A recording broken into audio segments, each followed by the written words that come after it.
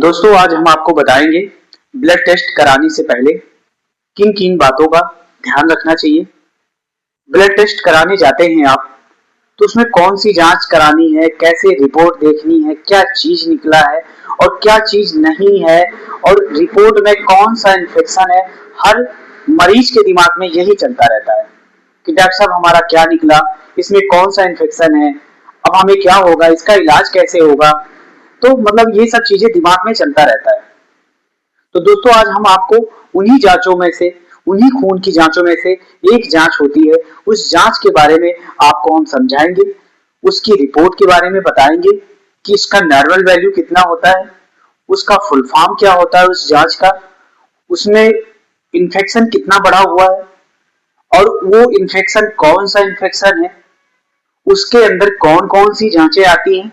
तो ये सारी चीजें हम आपको इस वीडियो में बताने वाले हैं। दोस्तों आपने अगर हमारा चैनल सब्सक्राइब नहीं किया है तो इसे सब्सक्राइब करिए और इसे बेल आइकन जरूर दबाइए, इसलिए क्योंकि मैं अगर दूसरी वीडियो डालता हूं तो जल्द ही आपको नोटिफिकेशन पहुंचे और आपको उस वीडियो को देखने का मौका मिले। दोस्तों अगर आप अपनी कोई जांच करवाया है, कोई जांच की जानकारी चाहते हैं या कोई रिपोर्ट आपको नहीं समझ में आ रही है तो आप इसको हमारे डिस्क्रिप्शन पे भेज भी सकते हैं, आप हमें कमेंट करके भी बता सकते हैं, उसका स्क्रीनशॉट भी भेज सकते हैं, हम आपको उसकी वीडियो बनाकर भेज देंगे।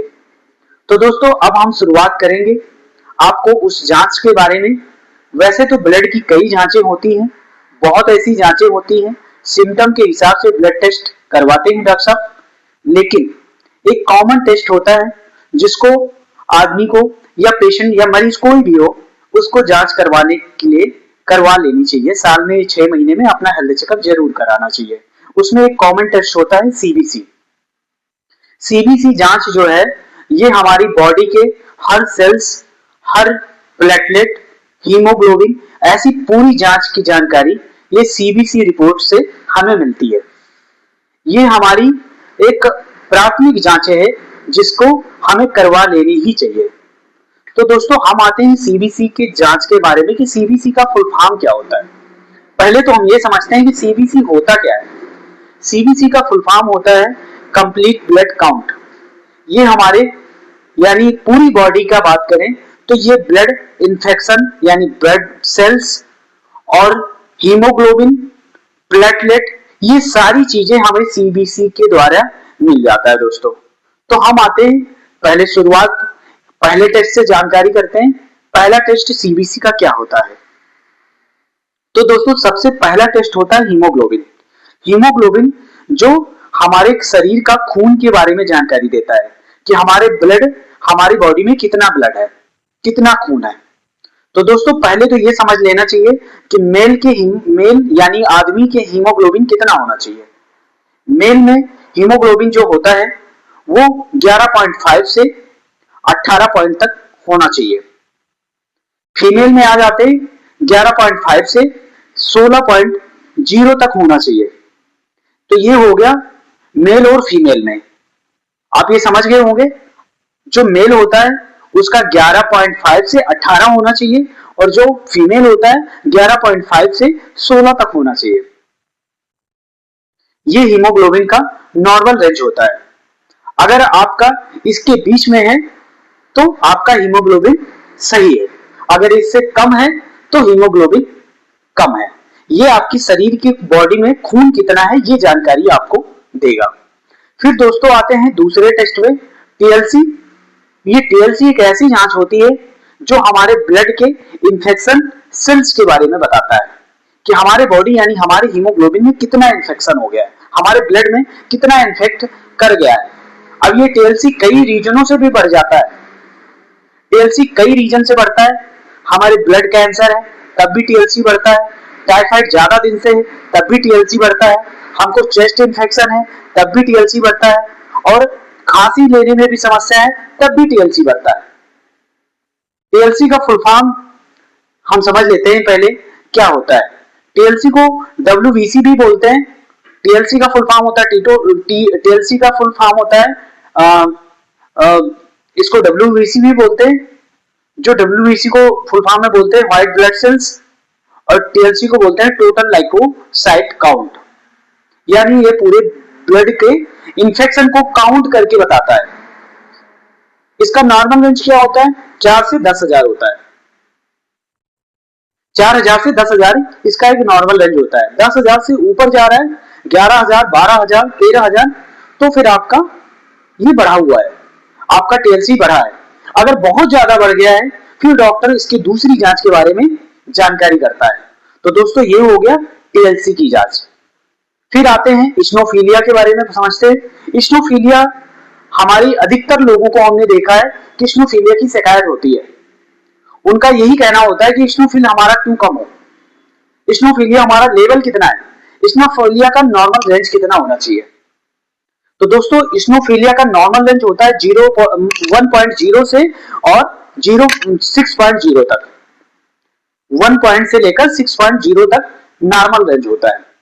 अगर इसका बढ़ा है, अब इसको बढ़ा है तो कितना बढ़ा है, 6 के ऊपर अगर ये जाता है 7, 8, 9, 10, 11, 12, किसी किसी को तो 15, 20, 25 पहुंच जाता है, ये होता है इस्नोफिलिया। इस्नोफिल्स आपका बढ़ा है, ज्यादा बढ़ा है, तो ये हो गया कि इस्नोफिलिया। ये भी आपको सीबीसी के अंदर ही जानकारी मिल जाएगी। आपको मैं जितनी भी जांचें बता रहा हूं ये सारी सीबीसी की जांच के अंदर आती है। अगर आप ब्लड सीबीसी कराते हैं तो ये सारी जांच की जानकारी आपको इसी के अंदर मिल जाएगी। तो हमने आपको इस्नोफिल्स के बारे में बता दिया कि इसका नॉर्मल रेंज क्या होता है, 1 से 6 होता है, 6 से ऊपर है तो बढ़ा हुआ है। तो दोस्तों अब हम आते हैं एसआर के टेस्ट के बारे में। ईएसआर जो टेस्ट होता है ये भी एक ब्लड का इंफेक्शन ही माना जाता है।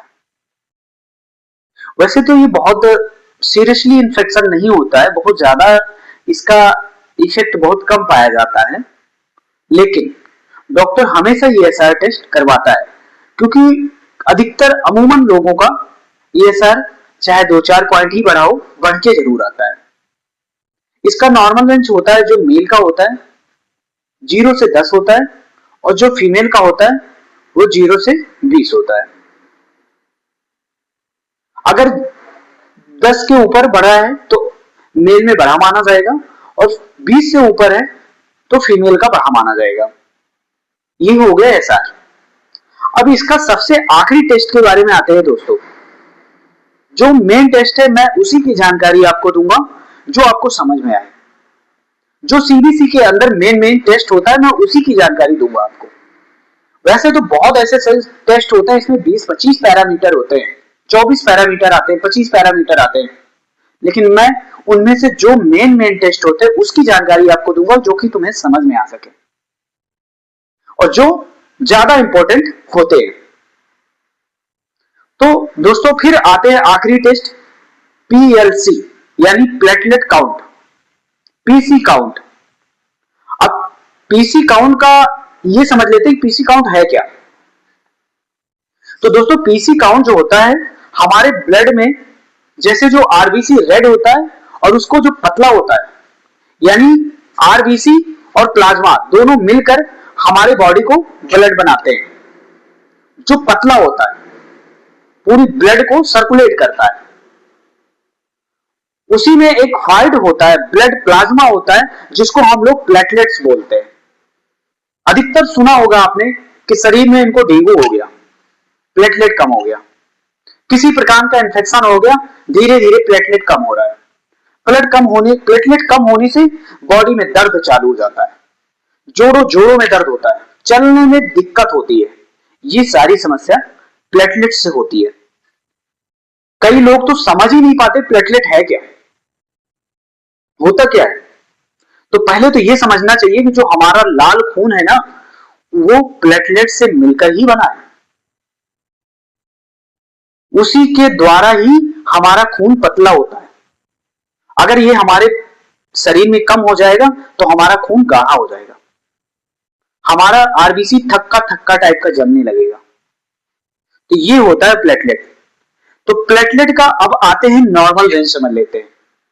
इसका नॉर्मल रेंज होना कितना चाहिए। तो दोस्तों ये 1.5 लाख से 4.5 लाख तक इसकी एक लिमिट होता है कि 1.5 लाख से 4.5 लाख के बीच में हमारा प्लेटलेट हमारी बॉडी में रहना चाहिए। अगर 1.5 लाख से कम है आपका तो आपका प्लेटलेट कम है। 1 लाख आ गया है, 1,30,000 है, 1 लाख आ गया, 90,000 आ गया, 80,000 है, किसी किसी के तो 50,000 तक आ जाता है।